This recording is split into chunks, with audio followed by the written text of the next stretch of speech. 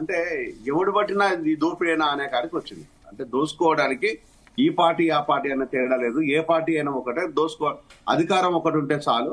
అధికారం ముసుగు లోపల ఎవడైనా దోసుకుంటాడు, ఎట్లాగైనా దోసుకుంటాడు. మొత్తానికైతే దోసుకోవడమే టార్గెట్.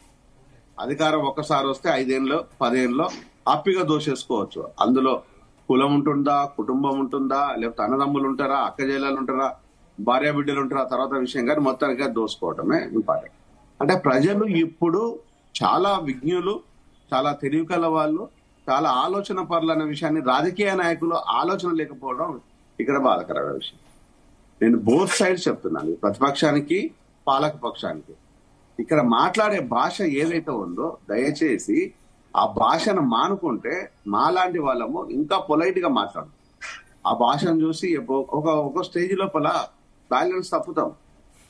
మేం బ్యాలెన్స్ తప్పితే మీరు కరెక్షన్ చేయాల్సి పోయి మీరే బ్యాలెన్స్ తప్పుతున్న చట్టసభల్లో పోయి చట్టాలు చేసే వ్యక్తులే బ్యాలెన్స్ తప్పితే అంటే ఓట్లు ఎవరికి వేయాలి, ఇలాంటి వ్యక్తులకు వేసామా అని ప్రజలు అనుకునే విధంగా ఇప్పుడు ఉంది. అది కాదు అనేది ఈ సవినయంగా సగౌరవంగా కూడా నేను బోత్ పార్టీ చెప్తున్నాను.